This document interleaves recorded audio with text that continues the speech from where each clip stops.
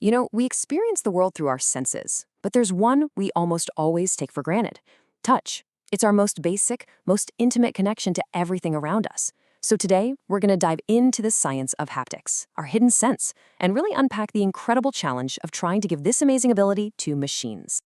Just think about that for a second. Right now, the weight of your phone, maybe, or the texture of your chair, the warmth of a coffee mug. It's this constant, nonstop stream of information. This sense is so deeply woven into how we exist that we barely even notice it's happening. But if it were gone, the world would feel, well, not quite real. And hey, that's not just me being poetic, it's a biological fact. Touch is the very first sense that starts working when we're developing. So before we can even see or hear, we can feel. It is our foundational sense, the one that tells us, yes, you are physically here. Okay, so what do scientists call this superpower? Well, the term is haptic feedback, but it's not as simple as just one thing. Haptics is actually this really sophisticated mix of two completely different kinds of information that our body is processing all at once to give us the full picture. So let's crack this open and look at those two sides. You can kind of think of it as what we feel on the surface, skin deep, and what we feel deep down, almost in our bones. And it's the combination of the two that creates this rich 3D feeling of interacting with the world.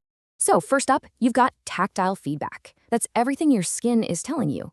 Is something rough, or is it smooth, hot or cold, sharp? That's tactile. But then there's kinesthetic feedback. This comes from inside, from your muscles and joints. It's what tells you how much muscle you need to lift something, or exactly where your hand is, even if your eyes are completely closed. And this kinesthetic sense, which is also called proprioception, it's just wild. It's basically our body's built-in GPS. It's the reason a pianist can hit the right keys without looking, or a basketball player can make that perfect shot. It really is the sense that belongs to self. It's what gives us a feeling of ownership over our own bodies. And that right there brings us to the core of this whole thing. We have this unbelievable biological blueprint for touch. Thousands of nerve receptors packed into a single human fingertip. It's way, way more complicated than a simple on-off pressure sensor. So how on earth do engineers even begin to copy a system that intricate for a robot? Well, the journey to get there has been a real evolution. For the longest time, robotics was all about vision. The thinking was, hey, if a robot can see an object, it can figure out how to grab it. But as we found out pretty quickly, seeing is not the same thing as feeling. So these early robots would do what's called grasp pre-shaping. They'd see an apple, shape their gripper into what they thought was an apple-grabbing claw, and just go for it. But what happens if that apple is a little slippery, or heavier than it looks, or maybe it's a bit soft and you're about to crush it? Vision can't tell you any of that in the moment. That's where touch becomes absolutely critical, letting the robot adjust on the fly so it doesn't drop or smash the apple. So, if a robot needs to feel, we have to engineer a sensor that gives it that crucial feedback. Let's take a look at the blueprint for making an artificial sense of touch. What are the absolute non-negotiables? A robotic sense of touch has to be a master of all trades, and man, that is a huge ask. It's got to have speed, reacting instantly. It needs sensitivity for the most delicate little tasks. It needs super high resolution to feel fine textures, and a massive dynamic range to feel both the lightest touch and a really heavy force. Engineers are trying all sorts of things, like resistive sensors that measure changes in current or capacitive ones.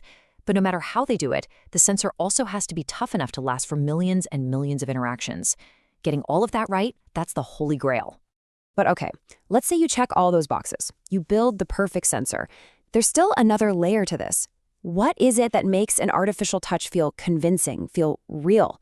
How does a robot know what it's touching, not just how hard it's squeezing? The answer, and this might surprise you, really comes down to materials. Think about this. A piece of aluminum and a piece of wood can be the exact same room temperature, but the aluminum will always, always feel colder. Why? Because it's a much better thermal conductor. It pulls heat away from your skin way faster, and our brain just interprets that rapid heat loss as cold. That little perception is a massive clue for figuring out what something is made of. So, the material used for a robot's skin doesn't just affect its durability, it fundamentally changes the kind of data the robot can collect about the world. And look, this stuff isn't just stuck in a lab somewhere for warehouse robots. This whole quest to rebuild the sense of touch is already having a huge impact in some really important fields, connecting our digital and physical worlds in new ways. I mean, take robotic surgery. Haptics gives a surgeon who's controlling a robot from miles away the ability to actually feel the tissue they're working on. That's a game changer for precision. In VR, it's the difference between your hand passing through a digital ghost and actually feeling the texture and weight of a virtual object. And in rehabilitation, this tech is helping create prosthetics that could one day restore a true sense of touch to people who've lost it. So, we started all this talking about touch as our most fundamental, most human connection to the world.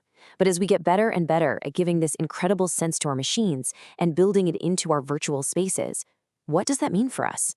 How is it going to reshape our relationship with everything, both digital and physical? The possibilities, well, they're just as profound as the sense itself.